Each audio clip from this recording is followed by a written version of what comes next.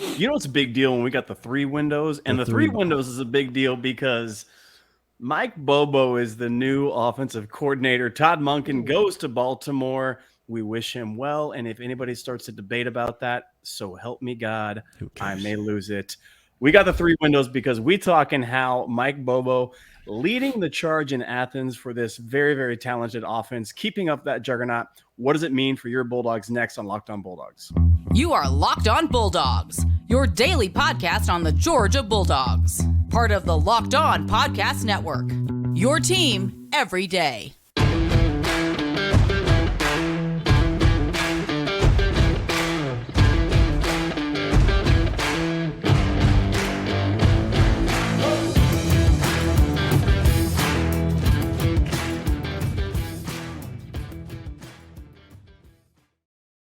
What is up, everybody? Welcome to the Locked On Bulldogs podcast. I am Daniel. That is Clint and John, longtime fan of the show, John from John Tweet Sports. Welcome to the show. Today's episode brought to you by FanDuel, everybody's favorite sports book. We'll get to more of them in a minute. But John, great to have you. Long time, been a while since we had you on the pod. It has been a while. I'm thankful for the invite, gentlemen. It's an honor to be in your presence. Back-to-back national champions. Here we go. 29-1 in the last 2 seasons. Say more. You know, has Alabama ever had a 15-0 season? No, in their program history. I did the research. The program history, man, that's amazing. So Chris Marler asked me to, and I did the research, and they have never had a 15-0 season. It's unbelievable. Listen, so no matter what happens from here, unless Tommy Rees and Kevin Steele are going to lead Alabama to a 15-0 season anytime soon, I'm feeling really good about where we are, gentlemen. Y'all wonder why we bring John. I'm glad to be back. This is why. Thanks for listening on Spotify, Apple Podcasts, Stitcher. If you're watching on YouTube, you can see John. What a fantastic looking shirt that is that you got guys, on. Listen, you must have gone over to the 199 store to pick that guy up. Ooh, there's this little thing called the 199 store. It's all the cool kids. That's where they're shopping these days. You love that. If you're on YouTube, subscribe, drop us a comment, and tell John how good he looks in that Death March t-shirt. And then go over and subscribe to the audio podcast. We really appreciate that. But none of that. Forget about the self-promotion. Let's get into this Mike Bobo talk because we're talking to we're talking to 3 distinct groups of people today, John. Yes. Clint. Yes. Group A. People who are excited and trust Kirby Smart. This is where you're going to find us. Okay? I knew Georgia would say that thing. Group B. Georgia fans who are absolutely losing their minds right now because they are racked with anxiety. They're living in the past. They cannot get over certain moments from their history, and they're feeling some feelings, and we need to talk them down off a ledge. And then Group C. The biggest demographic of the podcast is rival fan bases are here to watch the show of their favorite team, the Georgia Bulldogs. And so it's Vern Funquist and the boys are Group C, and they're just here to listen to how we're going to talk about this new offensive coordinator hire. So obviously, Clint and I have been saying for years, John, if Todd Monken ever leaves, it's going to be awful. And let me just start the podcast by saying it is awful. Oh, it's awful 100% that Todd Monken has left. He's the best offensive coordinator that Georgia's ever had, and Georgia has replaced him with the second best offensive coordinator that Georgia's ever had. And second best is worse than first best. And so Todd Monken leaving is awful for the University of Georgia. We wish him nothing but success. But give me your initial thoughts, John, as you heard about this news breaking. We all knew it was going to be Mike Bobo. Everyone knew it was going to be Mike Bobo. Everyone knew. Give me your initial thoughts when the news came across. Yeah, listen, so my initial thoughts, we can talk about statistics in a few minutes. My initial thoughts were 2 things. Number one, Kirby Smart has earned the right to decide who's going to be the offensive coordinator at the University of Georgia. coming off of back-to-back national championships, a 15-0 season. A guy who early in his tenure as a head coach, everyone knew, everyone saw it. Kirby Smart had what felt like a lot of involvement in the offense. In the last few years, he has let Todd Monken do his thing.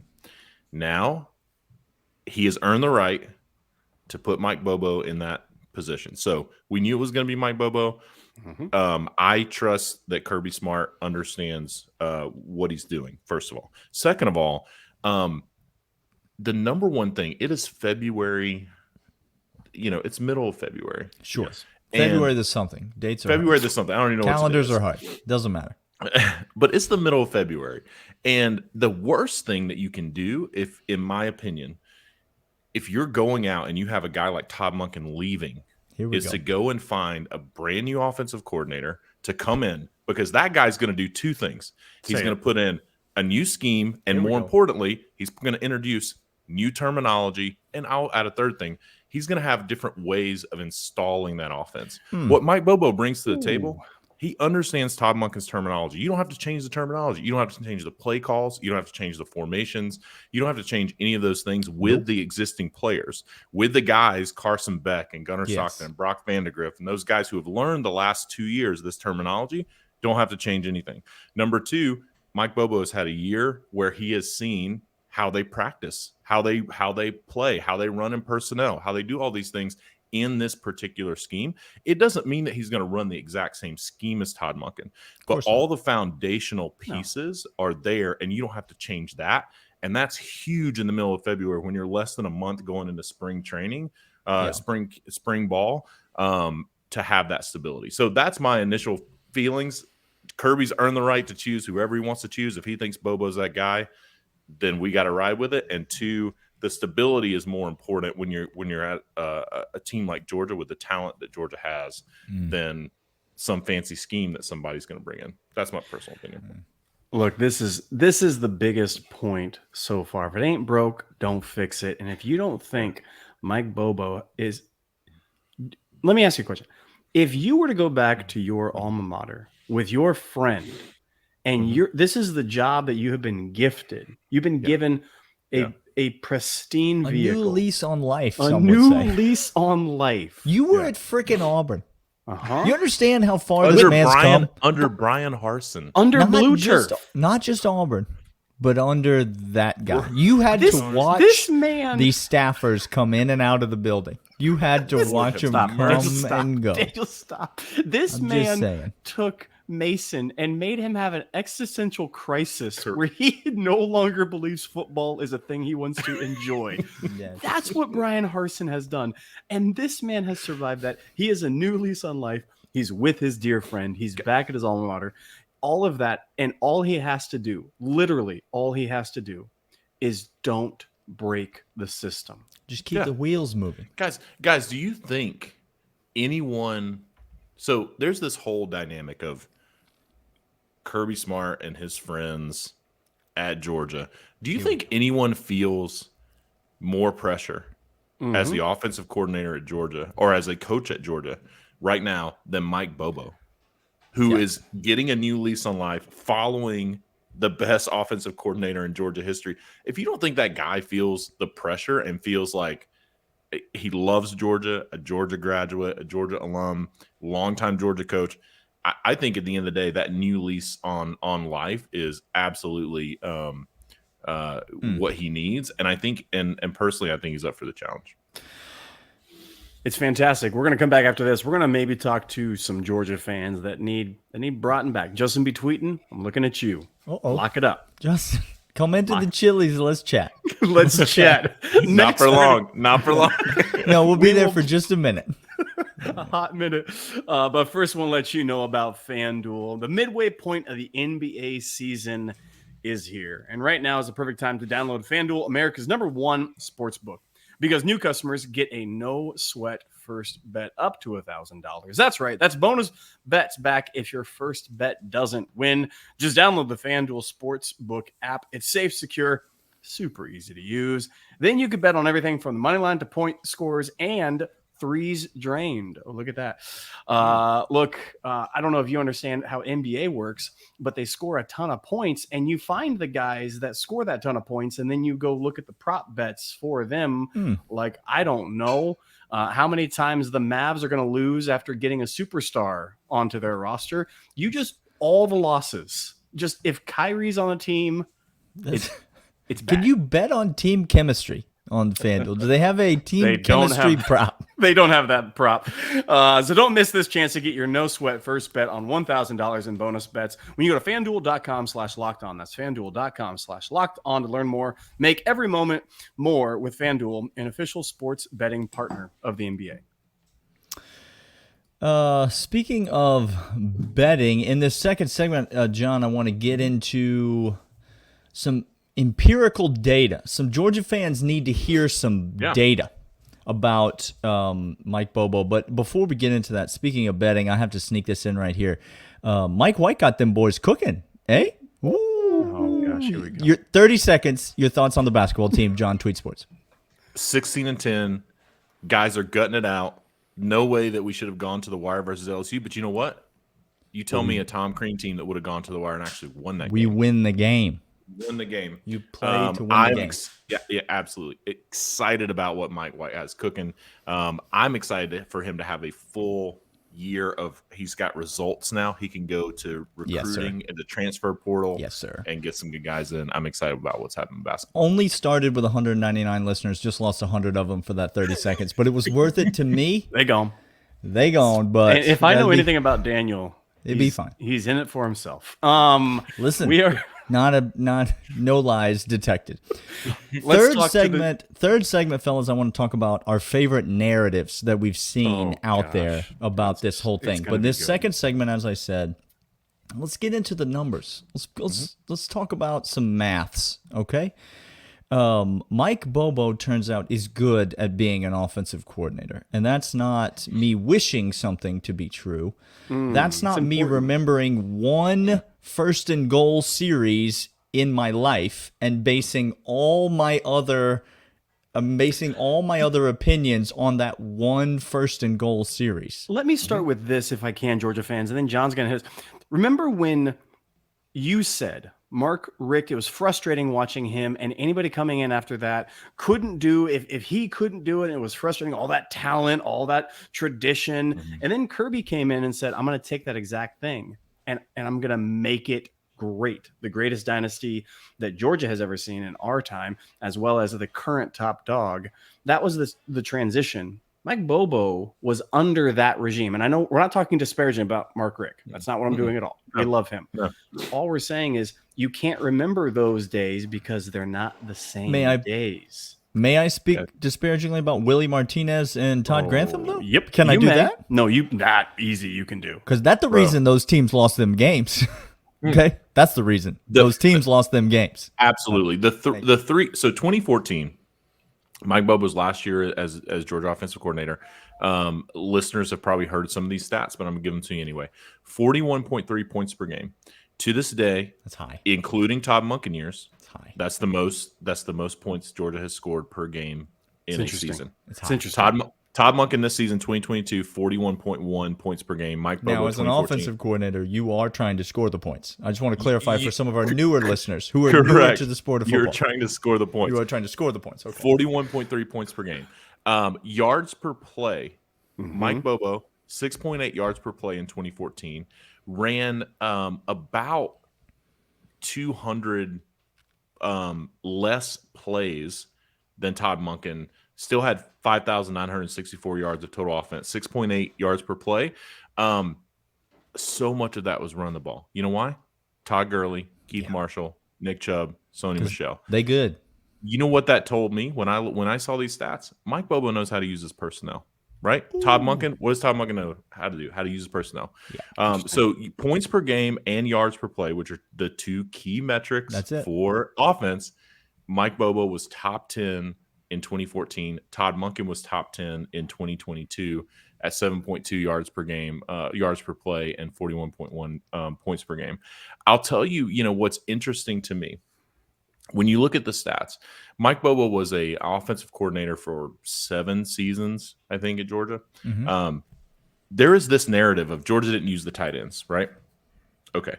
A tight end was in the top 3 in receiving yards every year under Mike Bobo, except for 2008 and 2010.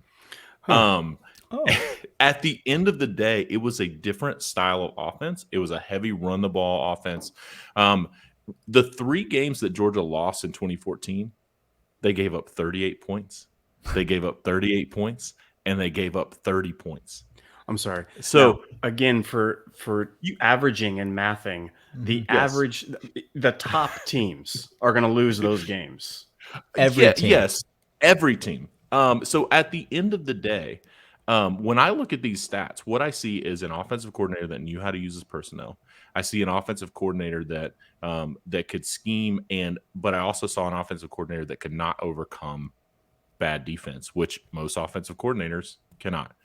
Do you know what Georgia doesn't have? Georgia doesn't have bad defense. Oh, does anyone think that Georgia is going to give up 38 points in a regular season game to Florida anytime soon, or South Carolina anytime soon? What we're saying is that Mike Bobo lost these games by giving up, while Willie Martinez was giving up 38 points. Meanwhile, Kirby Smart, in his 2 head-to-head meetings with Josh Heupel, here we go, has given up 17 and 13 points respectively. Unreal. So that's a total of 30 points in 2 seasons against the greatest offensive mind that the SEC's ever seen. Unless you think in the regular season and anytime soon and people are going to, this is where Georgia is as a program. People are going to completely skip over the regular season. Yeah. People are going to say, well, it's all about the SEC championship. It's all about the playoffs now. I don't necessarily disagree with that. But if you think that Georgia is going to give up more than 30 points, give up 30 points a game in a regular season game anytime soon, I would love for you to tell me which game that's going to be. The other thing that I will note about Mike Bobo that's really, really important, the offensive line. Mike Bobo averaged 41.3 points per game with this offensive line. Yeah. John Theus. Here we go. Brandon Kublin. I'm sorry, wait, I just false started. I had a false start. Can you repeat? Can you start over John Theus? I accidentally went too early. Exactly. I mean, he admitted on Twitter, so like Greg Pike, Colton Houston. I mean, at the end of the day, the key stat that I refer people to when it comes to talent that Mike Bobo is inheriting, Stacy Searles is the offensive line coach at Georgia. In 2021, he was at North Carolina. Stacy Searles, North Carolina's offensive line, gave up 40 sacks. That's why he was a bad hire. That's why I read all over Twitter he was a terrible hire. 2021. They were 128th out of 130 teams. He comes to Georgia, his first year at Georgia. Georgia allows 9 sacks. Oh, interesting. In 15 games. This man who was a terrible hire went from 128th and allowing 40 sacks to 9. He went from a bum to a genius. Absolutely. And it's all Broderick Jones' fault. So at the end of the day, the offensive line that Mike Bobo is inheriting is, he again, there were some good players on that 2014 team. It is night and day. It is a Ferrari versus my family's 1984 Ford Escort that we rode around in when I was a kid. It is night and day talent-wise different. And I think people that have PTSD about particular series or particular play calls, an offensive line at South Carolina, when Hudson Mason got the intentional grounding, if Broderick Jones is it not Broderick Jones? So let's say if Amarius Mims, Ernest Green, is it tackle? Ernest Green is it tackle on that play? That does not happen. And I think people need to realize the talent that is being inherited is significantly different. So if you got a guy who with Hudson Mason and with that offensive line could put up 41.3 points per game, again, different era, 8 years ago, this is a different time. But he's been in the system for a year, and he is inheriting a Ferrari, and I think he knows how to drive it. I just want to make this quick observation about coaching, and when we talk about talent, we talk about people not doing good in certain situations. Do you realize there's a reason that Kirby Smart waited until Georgia opening was there and took that job? He could have had head coaching positions elsewhere. Yeah. Do you realize that Dan Lanning stopped and didn't waited till Oregon? You know why? Because sure, it takes one in a literal generation to just start something from scratch and make it go. And any of y'all who start from something from scratch know how painfully difficult it is. What if the really smart ones, once they are given great resources, can make good outcomes? And what if Mike Bobo is one of those people that when given good resources, good outcomes happen? Just listen. I would say I would defy anyone to tell me an offensive coordinator that will fail with the talent that Georgia has. I mean, just you tell me who give me your list of people that will fail, and then tell me that Mike Bobo is worse than those people. That's just what I want. That would be my challenge to anyone. I mean, off the top of my head, probably Tommy Rees would be the only guy I could think of that couldn't get it done with this kind of talent. I think Tommy Rees would struggle for sure. I think Tommy Rees, maybe Bill O'Brien had some challenges. He would have some challenges. So you're saying all of the recent hires by Nick Saban? I think so. Yeah, most of the recent hires. Yeah. I also don't think that Kevin Steele could run the Georgia offense either. So, at the end of the day, as long as you're not Kevin Steele or Tommy Rees, you're going to have success at Georgia. Do you realize how quickly Steele would be ran out of the defensive room by the linebackers of UGA? He's just a holding place for Jeremy Pruitt, guys. Oh, that's right. Don't worry. Guys, he may not be a good defensive coordinator, but he puts out a hell of a preseason magazine. I love that thing. I buy it every year. The Kevin Steele college football season preview. I look forward to it. I went and got it. So oh my gosh. We're going to come back after this, talk our favorite narratives from this hire right after this. All right, favorite narratives from this. John, what have you heard from people as all the Bama fans that are here? The Florida Gator fans aren't here. No, I saw some Florida Gator fans chime in. They've got a better play caller than us now. Well, that's what we're hearing. I'm not sure. He's the one-time Sun Belt champion, Billy Napier. I don't know if you understand. They are still tracking the desert right now. They are listening to Arizona State podcasts. We're talking about a potential number 1 quarterback drafted, and they did what with him? I'm sorry. They made him into what? Listen, guys. Billy Napier was able to take Anthony Richardson and have him throw for a whopping 112 yards versus South Carolina. Yes. 66 yards versus Missouri. That's how good Billy Napier is. He can take a first-round quarterback, and he can be 8 for 14 for 66 yards versus Missouri. That's interesting. One of my favorite narratives. Just to kick this off, is the Kirby hired his best friend narrative. Yeah. This is one of my. This is, to me, this is an all-timer of a narrative. Because I don't know much about Kirby Smart. Okay, I've never had the pleasure, and so I don't know a ton personally about the man. I only know, just like you, what I've been able to see and deduce and gather. And to be honest, I don't necessarily know enough about the ins and outs of schematic defensive football, much like Mike Griffith, to hold a real conversation with Kirby Smart about what he does for a living. I mean, I don't know that it wouldn't last long, the back and forth exchange between the two of us. So when you drop that safety in the box... So when you try to stop him from scoring the points, do you like him to not score the points when you do? As soon as you say, when you drop that safety in the box and Kirby corrects you with your terminology, you'll be like, exactly. I couldn't even get 8 words in before I was clear I didn't know what I was talking about.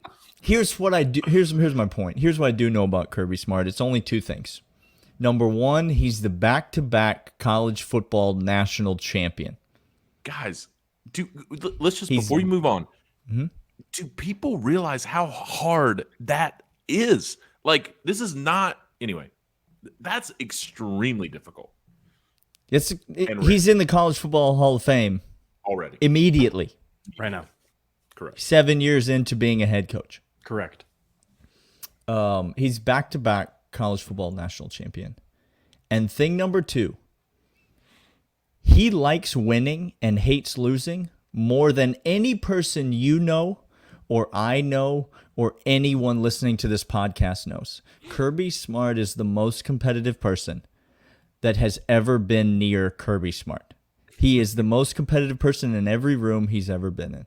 Now, do I believe that Kirby Smart loves Mike Bobo?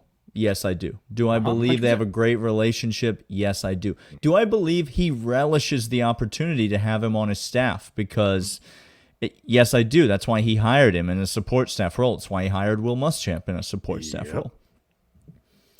Do I believe that Kirby Smart would promote his own mother to a position that was undeserved for the sake of nepotism, sabotaging his own chances to win football games? Not for 1 second. Not for 1 second do I believe he would do that. And anyone who's ever even seen Kirby Smart stand on the sidelines for a football game would never disagree with that statement. But now it's like he hired his old college roommate, and so that must be the reason he hired him. It couldn't possibly be anything else. It must be because they were roommates. Guys, he started Stetson Bennett because it was a feel-good story. That's right, because Stetson Bennett loved Stetson Bennett. Yeah, and Stetson Bennett loved Georgia. That's why he started Stetson Bennett. That's correct. It had nothing to do with desiring to win football games. The fans were right about that one. I'm sure they're right about this one. Have to be.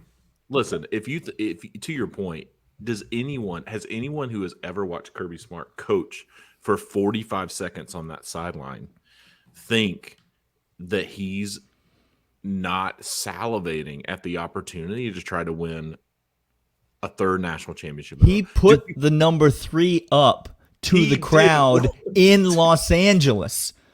He put it up to the crowd. And so if you think that there's any other reason that he's making this choice other than he feels like, what he said about Stetson Bennett, that Mike Bobo gives them the best chance to win right now. And that's all he cares about. That's all he cares about. He cares about right now.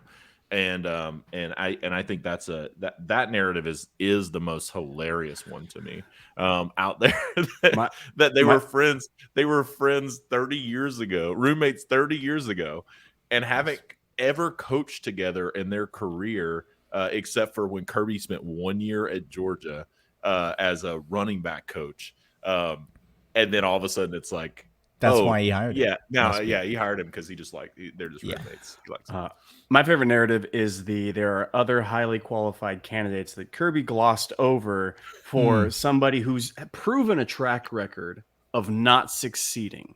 Yeah. Right? Okay. And this comes from the Alabama fan base. And this is my favorite of the unproven, can't trust the head coach, gonna give the reins over when a national search would have been better, yada yada yada. Okay, I'm gonna bring up Mike Locksley of Alabama here really quick. Mike Locksley as a head coach, 23-54 as a head coach. He had the juggernaut New Mexico and Maryland barely getting 12 points a game. Okay, he came back to Alabama as an offensive analysis. He took over as OC, and they won a national championship. And then he continued OC, and they went back to a national championship after working at Alabama before and having a relationship. Then he went off to coach, did horrible, came back as a... So you're saying Mike Locksley, if I'm hearing you correctly, good at coaching at Alabama. Say more. Bad at coaching everywhere else. This is what I'm trying to tell you. And when he coaches at Alabama, the offensive side, they had wild success and scored more points than most teams currently do. Now, that doesn't have anything to do with our conversation, Clint. Why are you bringing this up? Has no relationship. And so if you think Mike Bobo's a bad hire, you thus must also think Locksley was multiple national championship winning offensive coordinator Mike Locksley. Bad. Not only that, Mike Locksley won the Broyles Award for the nation's top assistant coach as the offensive coordinator in 2018 at Alabama. after he was a failed head coach, and a relatively unsuccessful offensive coordinator when he was at Illinois. And then the guy comes all of a sudden at Alabama, best assistant coach in America. It's amazing what the level of talent can do for guys who know what to do. And here's my favorite narrative along the same lines are people spent years saying correctly, I would say, that Will Muschamp is not head coach material, but he's a great defensive coordinator. Which I agree with. He's been a great defensive coordinator virtually everywhere he's been. He's been a terrible head coach virtually everywhere he's been. Absolutely. And I think that same narrative can apply to Mike Bobo. His 1 year at Auburn was actually doing relatively well until Bo Nix got hurt, and then you had the statue of TJ Finley like standing back there. Gosh. And and at the end of the day, though, I there wasn't things that he did at Auburn that you look at and be like, hey, the guy's working with the personnel he's got, and his personnel just sucks. And that's not going to be the case at Georgia. So I think that narrative, I think the Mike Locksley comparison is very relevant. The last one, go for it. Just really quick. South Carolina had a podcast today that said this Mike Bobo hiring has opened the door for South Carolina to take over Georgia.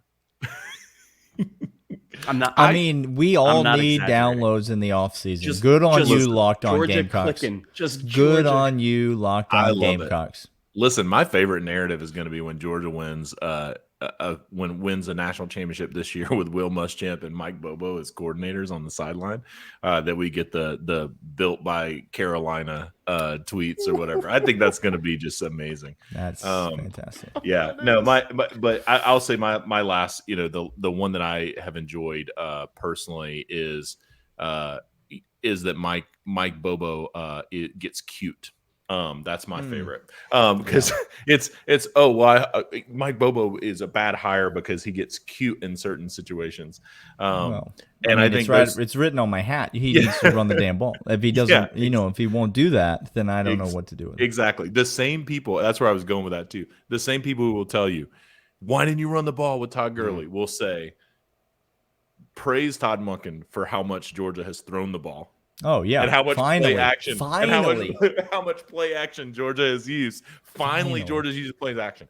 Finally, Georgia's using the tight end with an inferior quarterback. Finally, Georgia's getting creative on the goal line, and they will point to South Carolina and say, "Why didn't you just hand the ball off?"